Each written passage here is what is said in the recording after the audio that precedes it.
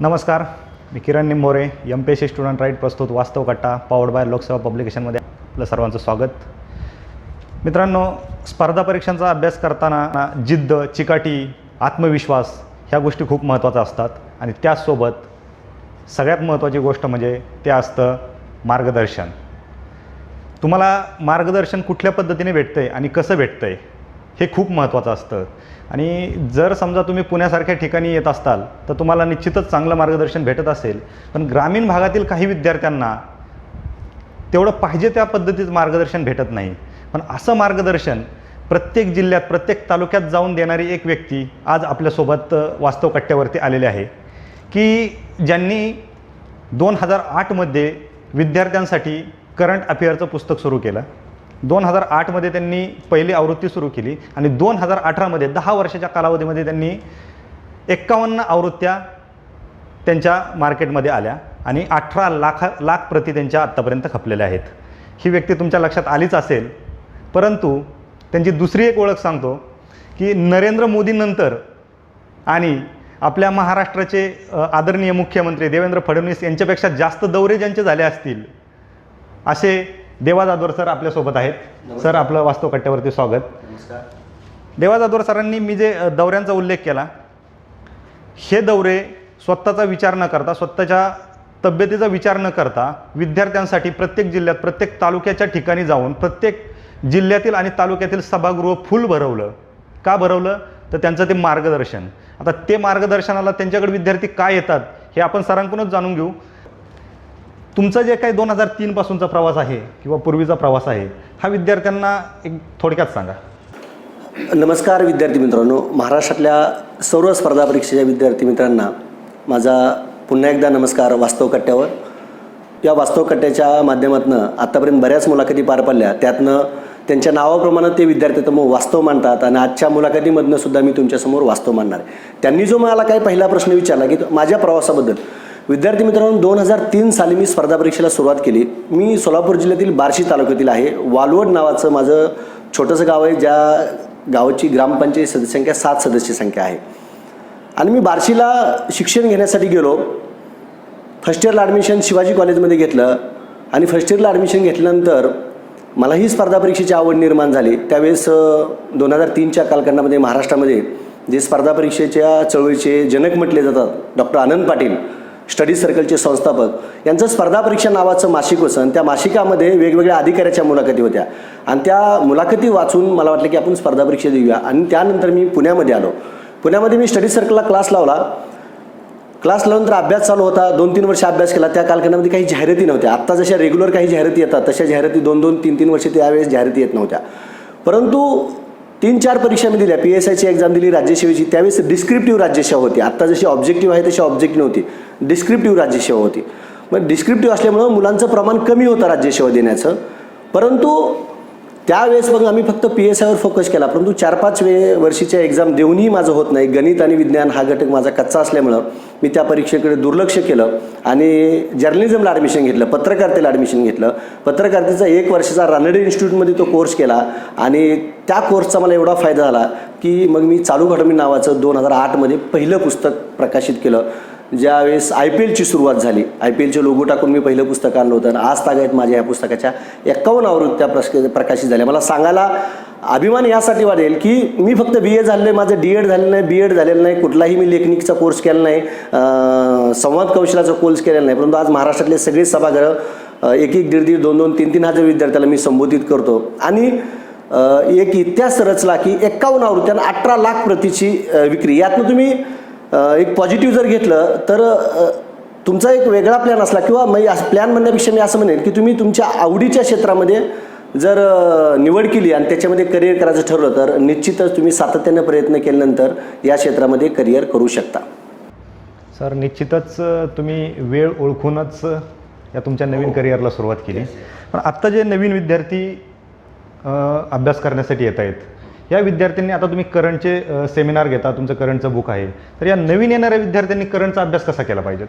यात सगळ्यात महत्त्वाचा विषय असा आहे की स्पर्धा परीक्षेमध्ये करंट हा म्हणजे तुम्ही तलाठ्यापासून ते जिल्हाधिकारीपर्यंत घ्या, त्या सगळ्या परीक्षेला चालू घडामोडी विषय आहे. परंतु सगळ्या परीक्षेला आहे, परंतु स्पर्धा परीक्षेत जे काही इतर विषय आहेत, इतिहास असेल, भूगोल असेल, राज्यघटना असेल, ते कोणत्या ना कोणत्या टप्प्यावर तुमचे 5वीला 6वीला 8वीला 9वीला 10वीला झालेले असतात, परंतु चालू घडामोडी हा विषय झालेला नसतो. MBAचा विद्यार्थी असेल, इंजिनिअरिंगचा असेल, कला शाखेचा असेल, सायन्स फॅकल्टीचा असेल, कोणत्याही सिलेबसमध्ये चालू घडामोडी हा विषय नाही आहे. आणि तो विषय मुलांना या स्पर्धा परीक्षेत अवघड जातो. आणि त्यांना कोणतरी सांगितलं असते की जगात घडणारी प्रत्येक गोष्ट चालू घडामोडी, परंतु जगात घडणारी प्रत्येक गोष्ट चालू घडामोडी आहे, परंतु प्रत्येक गोष्ट परीक्षेत विचारली जात नाही.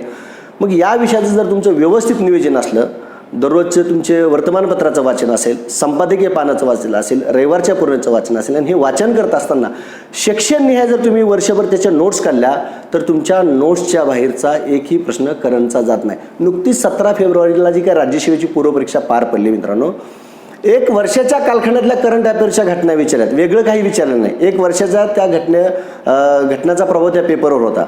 आणि त्याच्यामुळे यावेळेस जर बघितलं असेल तर बरेच जणांना त्या करंट अफेअर्समध्ये प्रश्न व्यवस्थित आले. कारण त्यात जर बघितलं की एक महासंगणकाचा प्रश्न विचारला, जगातला सर्वात मोठा महासंगणकाच्या संदर्भातला प्रश्न विचारला होता. ऑलरेडी त्याच्यावर न्यूजपेपरला बातमी आलेली, लोकसत्ता असेल, महाराष्ट्र असेल, सकाळ असेल, लोकमत, कोणतेही 2 न्यूजपेपर तुम्ही वाचा, संपादकीय पान वाचायचे, रविवारच्या पूर्वने वाचायचे. आणि सगळ्यात महत्त्वाचं तुमच्या प्रश्नाचं उत्तर म्हणजे डेली तुम्ही या विषयाचा अभ्यास केला पाहिजे. केवळ कुठल्या तरी एखाद्या चालू घडामोडीच्या पुस्तकावर अवलंबून राहून जर तुम्ही म्हणले की मी आउट ऑफ मार्क पाडेल, मार्क मिळणार नाहीत. तुम्ही म्हणले समजा मी देवाचा दर वाचून जाईल, मला पैकीच्या पैकी मार्क मिळणार नाहीत. निश्चित तुम्हाला एखाद्या पुस्तकांना मार्क मिळतील, 15 पैकी 12 मिळतील, 11 मिळतील, परंतु आउट ऑफ मार्क मिळणार नाही. जर तुम्ही न्यूजपेपरचं व्यवस्थित रीडिंग केलं, स्वतःच्या मायक्रो नोट्स काढल्या, तर निश्चित या विषयाला आउट ऑफ मार्क मिळू शकतात. तुम्ही म्हणता न्यूजपेपर, पण न्यूजपेपर बऱ्यापैकी विद्यार्थ्यांना न्यूजपेपरमध्ये वाचायचं का हेच कळत नाही. कारण एक न्यूजपेपर घेतला तर 3-3 तास मुलं तो पेपर घेऊन बसतात. तर त्या पेपरमध्ये नेमकं वाचायचं काय? तुम्ही तर 3 तास म्हणतात, मी असे विद्यार्थी पाहिले की दिवसभर वर्तमानपत्रच वाचतात, परंतु त्या पेपरमध्ये वाचायचं काय? तर यात सगळ्यात महत्त्वाचं मी स्पर्धा परीक्षेत नव्याने येणाऱ्या विद्यार्थ्यांना एक असं सांगू शकतो की तुम्हाला जर या परीक्षेत पास व्हायचे असेल तर तुमचे 2 गुरु असणं गरजेचं आहे. त्या 2 गुरुमध्ये एक तुमचा सिलेबस पाठ असणं गरजेचं असतं, हा पहिला गुरु. आणि दुसरा गुरु म्हणजे झालेल्या पेपरचं विश्लेषण. झालेल्या पेपरचं जर तुमचं विश्लेषण चांगलं असेल तर भविष्यातल्या परीक्षेमध्ये कोणते प्रश्न विचारले जाऊ शकतात हे निश्चित आपल्याला सांगता येऊ शकतो. एक उदाहरण मी तुम्हाला सांगतो. एकदा एक असा प्रश्न आला होता की देव आनंदचं निधन कितव्या वर्षी झालं, असा प्रश्न MPSCने विचारला होता. हा प्रश्न विचारल्यानंतर दुसऱ्या दिवशी मुलामध्ये एकच चर्चा सुरू झाली की सर देव आनंदचं निधन किती वर्ष झाले हे विचारण्याची काय आवश्यकता होती, यातनं आयोगाने काय विद्यार्थ्याची बुद्धिमत्ता चेक केली. त्या तुम्ही वादात पडू नका. देव आनंदचं निधन किती वर्ष झालं आयोगाने प्रश्न विचारला ना, तर तुम्ही तयारी करता त्या वर्षी ज्या महत्त्वाच्या व्यक्तीचे निधन वार्ता झाल्यात, मग अटल बिहारी वाजपेयीचं निधन कितव्या वर्षी झालं हे तुम्ही लक्षात ठेवू शकता. म्हणजे त्यात मग असं आयोगाने विचारलं नाही पाहिजे होतं, तसं विचारलं पाहिजे होतं, त्याच्यात तुम्ही जाऊ नका. तिथे एक्सपर्ट लोक आहेत, त्यांना माहिती असते पेपर कसा सेट करायचा आहे. आयोगाने तसं विचारलं तर त्या दिशेने तुम्ही तयारी करा. एकदा वर्गीस कुरियन यांच्याबाबतची विधाने लक्षात घ्या. असा प्रश्न आला होता. वर्गीस कुरियन यांचं निधन झालं होतं त्यावेळेस. मग तुम्ही आता लगेच समजा 2018 मधली न्यूज आहे, कोफी आनंद यांचं निधन झालं, मग कोफी आनंद यांच्याबाबतची विधान लक्षात घ्या.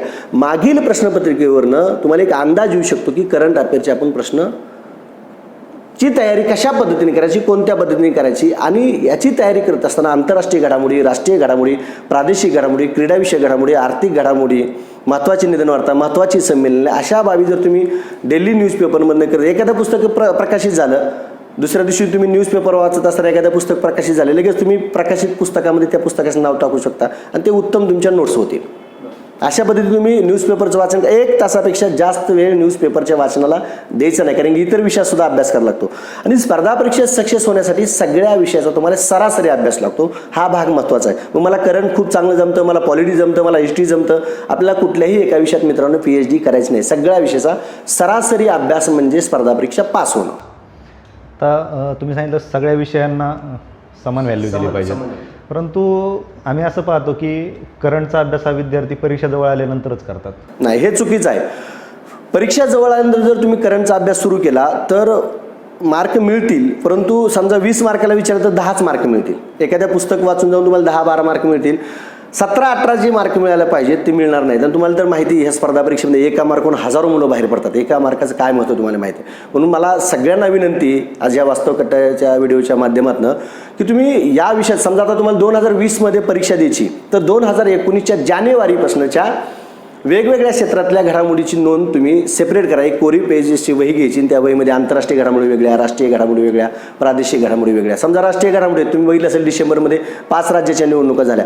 मुलं म्हणतात सर 5 राज्याच्या निवडणुका झाल्या त्याचे निकाल लागले, मग करायचं काय? मग 5 राज्याचे नवनियुक्त मुख्यमंत्री ते किती मुख्यमंत्री आहेत, त्या 5 राज्यामध्ये कोणत्या प्रादेशिक पक्षाची सत्ता आली, कारण तिथं राष्ट्रीय पक्ष पण काही निवडून आले, पण 2 ठिकाणी प्रादेशिक पक्ष निवडून आलेत, मग कोणत्या 2 राज्यामध्ये प्रादेशिक पक्ष निवडून आल्यात हा भाग महत्त्वाचा आहे. आणि या विषयाची तयारी करत असताना एक लक्षात घ्या की नेमका अभ्यास काय करायचं हे लक्षात यायला पाहिजे. आपण जी न्यूज वाचतो त्या न्यूजचं पास्ट गोळा करणे म्हणजे करंट अफेअरचा अभ्यास असतो. पेपरमध्ये न्यूज वाचली तेवढं वाचून तुम्ही जर म्हणले की माझा झाला अभ्यास, असं होत नाही. तुम्हाला त्याचे बॅकग्राऊंडचे मुद्दे गुगलच्या माध्यमातून किंवा युनिक बुलेटिनच्या माध्यमातून तुम्ही जर सर्च करत गेल तर इतर माहिती तुम्हाला मिळू शकते. इतर सोर्सेस काय असले पाहिजे? इतर रिसोर्सेसमध्ये सगळ्यात महत्त्वाचा भाग इंटरनेटचा वापर. इंटरनेटचा वापर, त्याचबरोबर शासनाची 2 मासिकं आहेत, लोकराज्य आणि योजना, या मासिकाचा निश्चितच तुम्ही वापर करणं गरजेचं आहे. परंतु केवळ त्याच्यावर अवलंबून उपयोग नाही. आता तुम्ही राज्यसेवेच्या परीक्षेत बघितलं 17 फेब्रुवारीच्या एक सिंगल प्रश्न लोकराज्यमधनं विचारलेला नाही आणि मुलं 60-50 दर महिन्याला लोकराज्य करतात. लोकराज्य निश्चितच करायचं.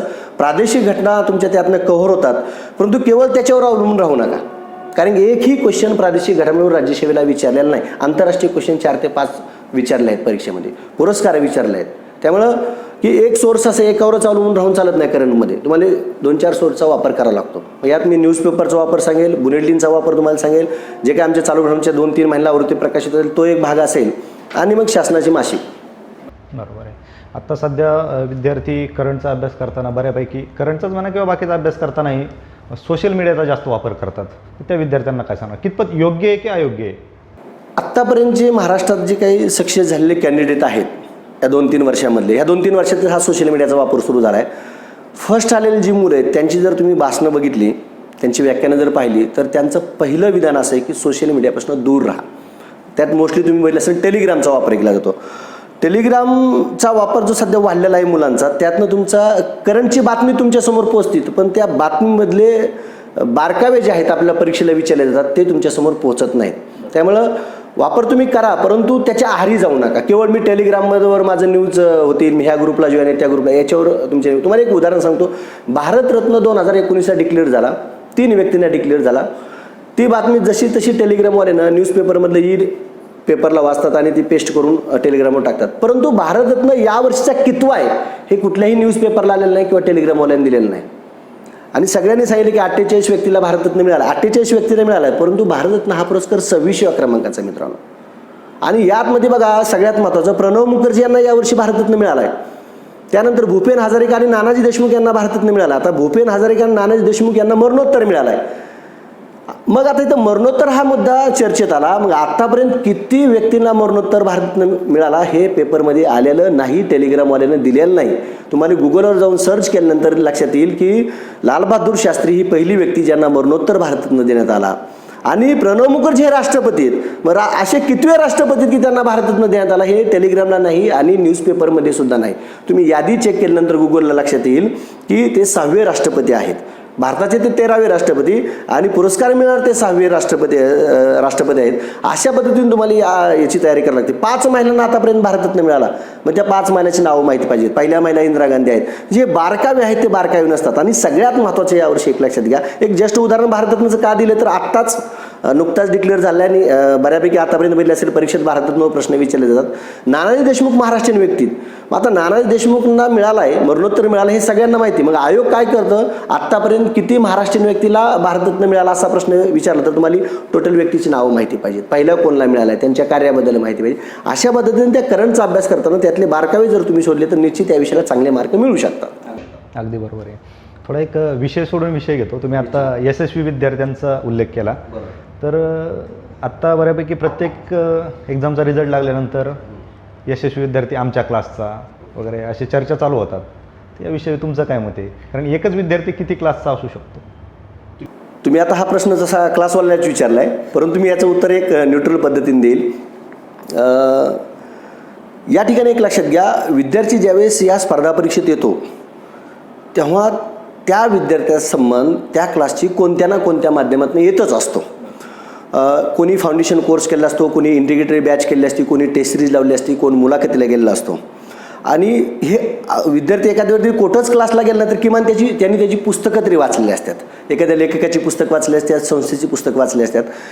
याच्यामध्ये एक वाद निर्माण झालेला आहे की बरेच जण म्हणतात की आमच्या क्लासचा आहे, तुमच्या क्लासचा आहे, हे आमच्या क्लासचा तो क्लासचा, त्यातनं मग न्यूजपेपरला येतो, मुलामध्ये पण चर्चा होतात. पण यात एक बाब लक्षात घ्या, की जो विद्यार्थी सिलेक्ट झाला आहे त्यांनी जर प्रामाणिकपणे सांगितलं की मी टेस्ट सिरीजला या क्लासला गेलतो, मी ॲक्च्युअल बॅच ह्या क्लासची केली होती, मी मुलाखतीला ह्या सरांकडे गेलो होतो, त्या स्तरावरचं जर तुम्ही महत्त्व सांगितलं तर येणारा नवीन विद्यार्थी फसणार नाही. मी तर असं म्हणेल की नवीन विद्यार्थी तर निश्चित कुणाचं ऐकून कुठल्या क्लासला येत नाही.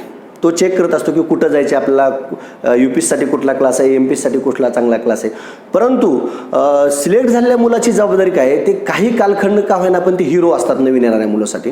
त्यामुळे सिलेक्ट झालेल्या मुला विनंती म्हणणार नाही कारण ते अधिकारी झाले आहेत, परंतु एक माझं प्रामाणिक सांगणं असेल की तुम्ही त्यांना सांगा की मी क्लासला होतो किंवा नव्हतो, पण मला असंही जाणवलं आहे क्लासला असून सुद्धा मी गेलो नव्हतो क्लासला, माझा काही संबंध नव्हता असे सांगणारे अधिकारी सुद्धा मी बघितले आहेत. मध्यंतरी काही प्रकरणं सुद्धा तुम्ही बघितली. काही अधिकारी म्हणतात की आम्ही ह्या क्लासला गेलो नाही, त्या क्लासला गेलो नाही. क्लासवाला कुणाच्या घरी जाऊन फोटो आणत नाही. क्लासवाल्याच्या दारामध्ये विद्यार्थी आलेला असतो, मॉक इंटरव्ह्यूला आलेला असतो, तो बॅचला आलेला असतो किंवा टेस्ट सिरीजला आलेला असतो, कोणत्या ना कोणत्या माध्यमातून आलेला असतो, तेव्हा त्यांनी ते फोटो टाकलेला असतो. ही काळजी जसं क्लासवाल्यावर तुम्ही टीका करताय तसं त्या विद्यार्थ्याने पण ही काळजी घेणं खूप गरजेचं आहे.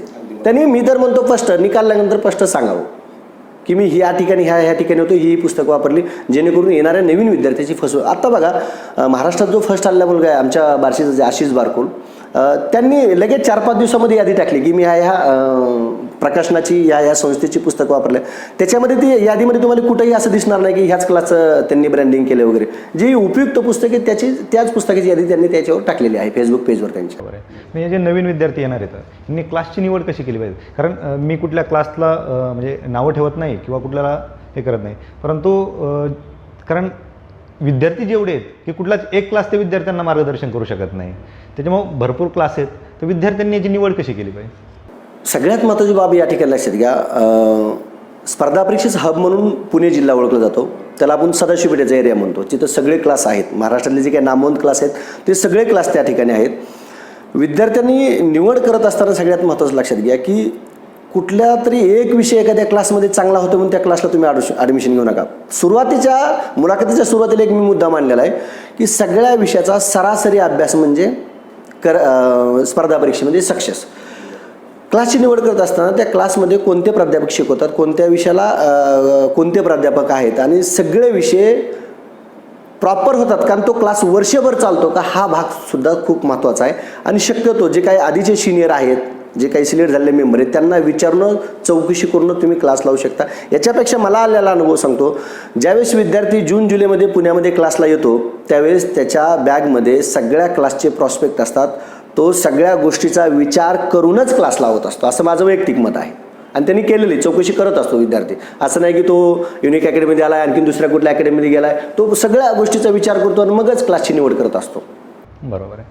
तर मला सांगा, आता तुम्ही पूर्ण महाराष्ट्रभर दौरे केले, दौरेच म्हणतो मी कारण असे दौरे जर आपल्या मंत्री किंवा नेते लोकांनी जर केले असते तर निश्चित जसं तुम्ही महाराष्ट्राला मार्गदर्शन करताय तसे जर दौरे त्यांनी केले असते तर महाराष्ट्र खूप पुढे गेला असता. पण तुम्ही जे आत्ता दौरे करताय याच्यातून विद्यार्थ्यांना फायदा कसा होतो आणि जे काही गर्दी गोळा होती याच्या मागचं रहस्य नेमकं काय? कारण कित्येक मंत्री लोकांचे CM साहेबांपासून भरपूर दौरे होतात आणि त्यांचेही भाषणं होतात, त्यांच्याही सभा होतात, त्या सभेंना पण एवढी गर्दी नसते. तुमच्या याला कशी होती गर्दी? मी 2013पासून स्पर्धा परीक्षेतले सेमिनार घ्यायला सुरुवात केली हॉलमधले. असा महाराष्ट्राला एकही हॉल नाही की तुम्ही भरवलेला नाही, इवन स्टेजवर मुलं असतात. मलाही तो प्रश्न नेहमी पडतो आणि अनेक तुम्ही जसं आज वास्तव कट्ट्यावर मला हा प्रश्न विचारला की गर्दी काय येते किंवा नेमकं मुलं काय येतात, तुम्ही नेमकं त्यांना काय शिकवतात. मी हा विचार केल्यानंतर माझ्या एक लक्षात आलं की गर्दी येण्यामागचं कारण म्हणजे मी मुलांना कंटेंट देतो सेमिनारमध्ये. कंटेंट ओरिएंटेड सेमिनार पहिल्यांदा महाराष्ट्रामध्ये मी सुरू केला. याच्यापूर्वी सेमिनार कसे असायचे, मी कसा घडलो, ती जो एखादा अधिकारी असेल किंवा क्लास चालक असेल मुलांना प्रेरणादायक गोष्टी सांगायचा. अशा कथा कुठली तरी वाचली असायची, एक पौराणिक कथा असायची, ती कथेतनं काय बोध घ्यायचा, मग त्या बोधकथा मुलांना सांगितली जायची, मग मुलांनी त्यातनं काहीतरी घ्यायचं. असं मी काही सेमिनारमध्ये सांगत नाही. मी सेमिनारमध्ये करंट ओरिएंटेड ज्या सगळ्या घटना मागे मी उल्लेख केला त्या सगळ्या घटना मुलांना त्या पद्धतीने सांगत असतो. आणि हे करत असताना 2013पासून मी सेमिनारला सुरुवात केली. तेव्हा कुठेतरी मुलांच्या लक्षात आलं की देवा जाधवर सरांच्या सेमिनारला गेल्यावर आपला वेळ जात नाही. आपल्याला तिथे गेलो 5-6 मार्काचं तरी मिळते. आता कालची राज्यसेवेची परीक्षा झाली, महाराष्ट्रातले मी एवढे दौरे केले, या वर्षात माझे 64 दौरे झाले. त्या दौऱ्यामधले 5 क्वेश्चन राज्यसेवेच्या परीक्षेला आले. युनेस्कोच्या वारसा मुलांना मी ठासून सांगत होतो, विद्यार्थी मित्रांनो, व्हिक्टोरियन गार्थिक वास्तूचा समावेश यावर्षी युनेस्कोच्या वारसा यादीत करण्यात आला आणि ती महाराष्ट्रातली ठिकाणं आहेत. प्रश्न 100% येणार, त्याच्यावर प्रश्न आयोगाने विचारलेला आहे. म्हणजे मुलांना कंटेंट मिळते, कंटेंट मिळतंय म्हणून मुलं गर्दी करतात, तिथं वेळ जात नाही. म्हणून आमचे काही मित्रसुद्धा विनोदाने म्हणतात की एका साईडला 5-6 डिवाइस किंवा डीसीची व्याख्यान ठेवा आणि एका साईडला देवाजदोरची व्याख्यान ठेवा, देवाजदोरला निश्चित गर्दी होईल. पण गर्दी का होते याच्या मागचं कारण आहे की तिथे कंटेंट ओरिएंटेड शिकवलं जातं. बरोबर आहे. कारण आत्ताची जी आत्ताचा क्राऊड आहे किंवा आत्ताची मुलं आहेत ते एवढे एवढे नाही आहेत की कुठं पण जायला. निश्चित. बरोबर आहे. सर मला सांगा, आत्ता जी कंबाईन परीक्षा येते, संयुक्त पूर्व परीक्षा, त्याच्यासाठी विद्यार्थ्यांनी आता कमी वेळात आत्ता नेमकं काय केलं पाहिजे? राहिलेत आता 20-22 दिवस. ह्या 20-22 दिवसात किंवा 10-15 दिवस राहिले, त्या 10-15 दिवसात काय केलं पाहिजे? आता याच्यात लक्षात घ्या की ज्यावेळेस एखादी परीक्षा महिन्यावर आली असते मित्रांनो, त्यावेळेस आता तुम्ही पाठीमागले वर्षाचे न्यूजपेपर काय वाचू शकत नसता आणि वाचणं पण ते चुकीचं आहे. अशा वेळेस फक्त तुम्ही एक 6 महिने आधीचे जी काही मासिक असतात ती 6 महिने आधी मासिक वाचणे आणि चालू घडामोडीची जी काही पुस्तकं आहेत मार्केटमधली ती पुस्तकं शेवटच्या टप्प्यात वाचणं गरजेचं आहे. त्याचं रिव्हिजन करणं गरजेचं. आत्ता नोट्स काढू नका. नोट्स काढण्याची प्रक्रिया कधी असते? समजा आता 2019 तुम्ही 2020च्या परीक्षा देणार आहेत, तर 2020च्या परीक्षेसाठी मात्र आत्तापासून तुम्हाला नोट्स काढणं गरजेचं आहे आणि ते तुमच्यासाठी आउट ऑफ मार्क मिळवण्यासाठी खूप फायद्याचं आहे. पण परीक्षा ज्यावेळेस महिन्यावर असते त्यावेळेस एखाद्या चालू घडामोडीच्या पुस्तकातनं किंवा मासिकातनं जर अभ्यास केला निश्चित फायदेशीर ठरणार आहे. तोही 1 तासापेक्षा जास्त नसावा आणि शक्यतो ग्रुप डिस्कशनमधनं करंटचा अभ्यास केला तर तुमचा तो चांगल्या प्रकारे होऊ शकतो. समजा आर्थिक घडामोडी एखाद्याला सांगायचं तू आर्थिक घडामोडी ज्या महत्त्वाच्या त्या घेऊन ये, एखाद्याला पुरस्कार महत्त्वाचे ते घेऊन ये, अशा पद्धतीने केलं तर जास्त अभ्यास चांगला होऊ शकतो. ग्रुप डिस्कशन कसं असलं पाहिजे? ग्रुप डिस्कशनबद्दल वेगवेगळी मतं आहेत, परंतु ग्रुप डिस्कशन करत असताना ते करंट अफेअर्सचं ग्रुप डिस्कशन असावं आणि त्या ग्रुपमध्ये फक्त अभ्यासाचं डिस्कशन असावं. बऱ्याच वेळेस मला असं जाणवलं आहे ग्रुप डिस्कशनमध्ये एक आठवड्यानंतर एक मुलांच्या ओळखी होतात, मग त्या ओळखीचं रूपांतर त्यांच्या वैयक्तिक प्रश्नामध्ये सुरू होतं. मग ते एकमेकाला प्रश्न विचारतात, तू जिल्ह्यातला कुठला आहे, पुन्हा दुसऱ्या आठवड्यामध्ये त्यांना तुला भाऊ किती आहेत, बहीण किती आहेत, वैयक्तिक संपत्तीबद्दल प्रश्न सुरू होतात आणि मग अभ्यासाचे डिस्कशन बाहेर पडतात. तुम्ही ग्रुप डिस्कशन करा, परंतु 5 लोकांपेक्षा जास्त विद्यार्थी एका ग्रुपमध्ये नसावात आणि केवळ अभ्यासाचं डिस्कशन असावं आणि ते गणित बुद्धिमत्तेचं डिस्कशन नसावं. जे काही कला शाखेचे विषय आहेत त्या विषयाचं डिस्कशन असणं गरजेचं आहे. अगदी बरोबर आहे. सर मला सांगा, आता आपण बऱ्यापैकी पुण्यामध्ये MPSCचं वातावरण जास्त आहे आणि या महाराष्ट्रामधून UPSCचा टक्का खूप कमी आहे. कारण एक विद्यार्थी सोडतो तर मला नाही वाटत की आत्तापर्यंत पहिल्या 3 मध्ये महाराष्ट्रातला कुठला विद्यार्थी UPSCमध्ये सिलेक्ट आलेलं नाही. भूषण गगराणी हे 3रे आले होते, त्याच्यानंतर एकही आलेलं नाही आजपर्यंत. त्याचं कारण आता याचं एक कारण सांगता येणार नाही. ज्यावेळेस UPSCचा रिझल्ट लागतो त्यावेळेस न्यूजपेपरवाल्याची सुद्धा हेडिंग असते की महाराष्ट्राचा टक्का घसरला किंवा वाढला. परंतु जर महाराष्ट्राचा टक्का वाढत असेल तर सगळ्यात महत्त्वाचं विद्यार्थ्यांनी सुरुवात लवकर केली पाहिजे. मुळात आपल्या महाराष्ट्रातल्या मुलाची मानसिकता काय 12वी झाल्यानंतर बघू, फर्स्ट इयर झाल्यानंतर बघू, सेकंड इयर. माझं स्वतःचं उदाहरण सांगतो. मी ग्रॅज्युएशन झाल्यानंतर PSIची तयारी करायला आलो. ग्रॅज्युएशन झाल्यानंतर PSIची तयारी करायला म्हणजे वय किती आले असते बघा तुम्ही, त्या तिथून पुढे बेसिक क्लिअर करायचं मग ते शक्य होत नाही. सुरुवात तुम्ही जर बघितले UP बिहारची मुलं बघितली किंवा इतर राज्यातली मुलं बघितली तर 5वी-6वी पासून त्यांचं गोल ठरलं असते की नाही मला कलेक्टर व्हायचं आहे म्हणून आणि त्याची त्या दिशेने तयारी चाललेली असते. मग महाराष्ट्रात आणि त्या तिकडला सिलेबस जर बघितला तो रिलेटेड टू UPSC आपला तसा सिलेबस जर पाठ्यपुस्तकाचा बघितला तितका त्या सिलेबसचा आणि UPSCचा तितकासा संबंध नाही. तोही भाग एक आहे. एक भाग नाही, सिलेबस एक भाग आहे आणि मुलांची मानसिकता आणि एक मानसिकता काय झालेली की UPSC परीक्षा अवघड आहे, ते आपल्यासारख्याचं काम नाही. फाडफाड इंग्लिश बोलता आलं पाहिजे, इंग्लिशच महत्त्वाची आहे. हे ग्रामीण भागातल्या मुलापर्यंत आजपर्यंत कोणीच पोचवलेलं नाही की मराठी माध्यमातून सुद्धा UPSCची परीक्षा देता येते, मराठी माध्यमातून सुद्धा मुलाखत देता येते. हे जर मुलापर्यंत पोचलं आणि ही परीक्षा निश्चित अवघड आहे. आता नवीन सर्वेनुसार जगातल्या अवघड परीक्षा म्हणून ह्या परीक्षेकडे पाहिलं जातं. परंतु जरी अवघड असली तर नियोजनबद्ध पद्धतीनं 2-3 वर्षे दिल्यानंतर तुम्ही ही परीक्षा क्रॅक करू शकता. एकदा ही मेसेज जर मुलापर्यंत गेला तर निश्चित फायदा होईल. एक उदाहरण मी तुम्हाला सांगतो. रमेश घोलप नावाचा आमच्या बार्शीचा मुलगा फर्स्ट आला, त्यानंतर आशिष बारकुल आले. त्यानंतर आमच्या बार्शीतल्या बऱ्याच मुलांनी UPSC करायला सुरुवात केली. त्या टप्प्यातल्या कोणाला एकदा लक्षात आलं की नाही आपण होऊ शकतो, तो बांगड्या भरणाऱ्या आईचा मुलगा जर अधिकारी होऊ शकतो तर मी सुद्धा होऊ शकतो. मग असे जर UPSCचे रिझल्ट आले तर महाराष्ट्रातल्या कानाकोपऱ्यातनं मुलं ह्या परीक्षेची तयारी करतील. आणि मी तर असं सांगेल तर तुम्ही जर आत्ता इथून पुढे करिअरची सुरुवात करणार असेल स्पर्धा परीक्षेत तर निश्चितच तुम्ही UPSCपासून सुरुवात करा जेणेकरून MPSCला कोणतं ना कोणतं पोस्ट मिळेल. याचं उदाहरण मी तुम्हाला सांगतो. यावर्षी फर्स्ट आलेला आशिष बारकोड हा मुलगा UPSC करणारा मुलगा आहे. 4 वेळेस आत्तापर्यंत मेन जिल्ह्यात UPSC. यावर्षी महाराष्ट्र लोकसेवा आयोगाच्या परीक्षेमध्ये प्रथम क्रमांकानं हा विद्यार्थी उत्तीर्ण झाला. त्या परीक्षेचा फायदा झाला. त्यामुळे वरच्या परीक्षेची तयारी करा, कोणतं ना कोणतं खालचं पद मिळून जाईल तुम्हाला, निश्चित एक रोजगार मिळून जाईल. बरोबर आहे सर. रोजगारावरून आठवलं की विद्यार्थी स्पर्धा परीक्षांचा अभ्यास करायला येतात खरे, पण जायला कोणी तयारच नाही इथून. कारण प्रत्येक आलेल्या मुलाला पोस्ट भेटणार नाही आहे. कारण आत्ता जर आपण पाहिलं तर विद्यार्थ्यांची संख्या आणि येणाऱ्या पोस्टची संख्या ही जर पाहिली तर हा रेशो खूप कमी आहे. तर या प्रत्येक विद्यार्थ्याला पोस्ट भेटणार नाही आहे, हे तुम्हाला माहिती आहे, मला माहिती आहे, त्या विद्यार्थ्याला पण माहिती आहे. पण या विद्यार्थ्यांनी कुठंतरी थांबलं पाहिजेत.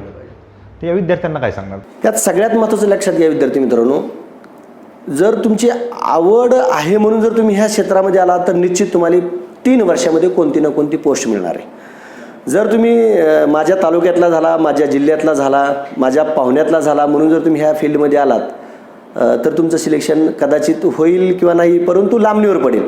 त्याच्यामुळे सुरुवातीला तुमची आवड बघा. आणि माझं वैयक्तिक मत सांगतो, 3 ते 4 वर्षापेक्षा जास्त वर्ष लावून धरू नका. मला सांगायला दुःख वाटतं की मी 2003 पासून तयारी करतोय. माझ्याबरोबरचा आणखीन एक विद्यार्थी आहे, आता शासनाला वाटतं की 42 का 43 काहीतरी वय केले, तर तो आणखीन तयारी करतोय. किती वर्ष लावून धरा. मग मी त्याला म्हणलं, अरे किती वर्ष लावून धरणार? तो म्हणतोय, सर मी ऐकलंय कुठतरी लावून धरा, सातत्य, जिद्द, चिकाटी. अरे पण हे किती दिवस, हे विशेषणं ऐकायला ठीक आहेत ना.